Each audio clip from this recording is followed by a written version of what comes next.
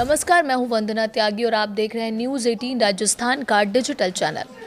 Qatar से भारत आ रहे एक जहाज पर होर्मुज स्ट्रेट में कथित तौर पर हमला हुआ है। इस जहाज पर ड्रोन से हमला किया गया।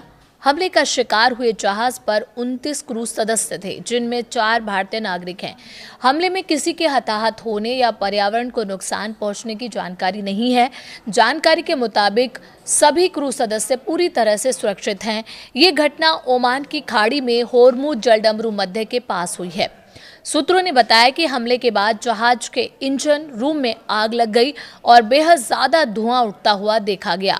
ये जहाज कतर के रास लाफान से भारत के दाहेज आ रहा है। इससे जहाज का नाम LNGC अल रेकायत है, जिसे हमले में काफी नुकसान हुआ है। हमले के बाद ये स्पष्ट नहीं है कि जहाज आगे का सफर करेगा या इसमें कोई रुकावट आई है। मंगलवार 7 जुलाई का दिन होर्मुज स्ट्रेट में भारी तनाव वाला रहा है।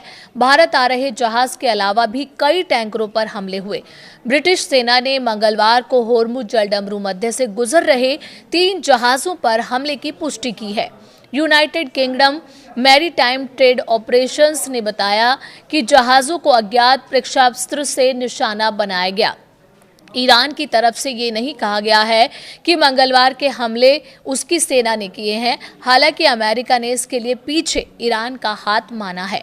बताया गया है कि इन जहाज़ों को निशाना तब बनाया गया जब ये जहाज़ ईरान के तय किए गए समुद्री रास्ते से भटक गए थे। ईरानी सेना ने जहाज़ों को होर्मुज स्ट्रेट में उनके तय किए गए रास्तों से ही गुजरने के लिए कहा है। होर्मुज स्ट्रेट में जहाज़ों पर हमले का इल्जाम ईरान पर लगाते हुए अमेरिका ने नए सिरे से एयर स्ट्राइक की है। होर्मुज स्ट्रेट के पास स्थित ईरान के द्वीपों पर अमेरिकी सेना ने बमबारी की है। ईरानी मीडिया ने अमेरिकी हमलों की पुष्टि करते हुए बताया है कि केशम और बंदर अब्बास में बुधवार तड़के धमाकों की आवाज सुनाई गई है। यूएस सेंट्रल कमांड ने ईरान पर हमले के बाद जारी बयान में कहा गया है कि अमेरिकी सेना ने अंतर्राष्ट्रीय जलमार्ग में कमर्शियल जहाज़ों को निशाना बनाने के जवाब में अटैक किए हैं। अमेरिका ने ईरान के एयर डिफेंस सिस्टम, तटीय निगरानी सिस्टम, जमीन से हवा में मार करने वाली मिसाइलों और ड्रोन लॉन्च साइट्स पर हमले किए हैं। अमेरिका ने ईरानी तेल बेचने की मंजूरी देने वाला वो लाइसेंस भी रद्द कर दिया है जो अमेरिका और ईरान के बीच लड़ाई खत्म करने के लिए हुए अंतिम समझौते का हिस्सा था। ईरानी विदेश मंत्रालय ने हमलों और लाइसेंस कैंसिल होने पर कहा है कि ये अंतरिम डील का उल्लंघन है और इससे गंभीर नतीजे होंगे। सीरिया में फ्रांस के राष्ट्रपति इमैनुअल मैक्रों की यात्रा के दौरान राजधानी दमिश्क में जोरदार धमाका हुआ। बताया जा रहा है कि मैक्रों के होटल के पास ये धमाका हुआ था। सुरक्षा सूत्रों का कहना है कि फ्रांस के राष्ट्रपति को विस्फोट की आवाजें नहीं सुनाई दी। फ्रांसीसी राष्ट्रपति ने सीरिया के राष्ट्रपति अहमद अल शारा के साथ मुलाकात की। बशर अल असद सरकार के जाने के बाद सीरिया में राजनीतिक स्थिरता आ रही थी, लेकिन इस धमाके से वहां के सुरक्षा उपायों पर बड़े सवाल खड़े हो गए हैं। सीरिया की गृह मंत्रालय ने कहा है कि इस विस्फोट में कम से कम 18 लोग घायल हुए हैं। रिपोर्ट के मुताबिक फ्रांसीसी राष्ट्रपति किसी यूरोपीय देश के पहले राष्ट्राध्यक्ष हैं जो सीरिया की यात्रा पर पहुंचे हैं। साल 2024 में अल शारा ने असद को हटाकर सत्ता की कमान संभाली है।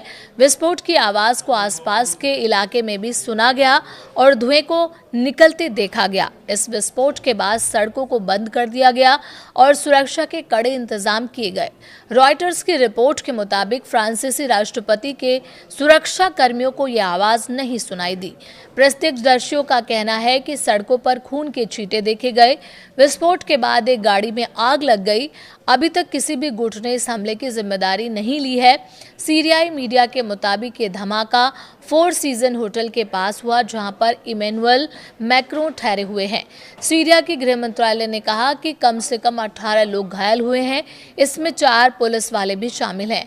साना न्यूज एजेंसी ने ये जानकारी दी है। एक सुरक्षा अधिकारी ने अल जजीरा से कहा है कि ये धमाका जिस इलाके में हुआ है वो नागरिकों से भरा हुआ है। उन्होंने इसे आपराधिक कार्रवाई करार दिया। उन्होंने बताया कि ये धमाका पर्यटन मंत्रालय के पास हुआ।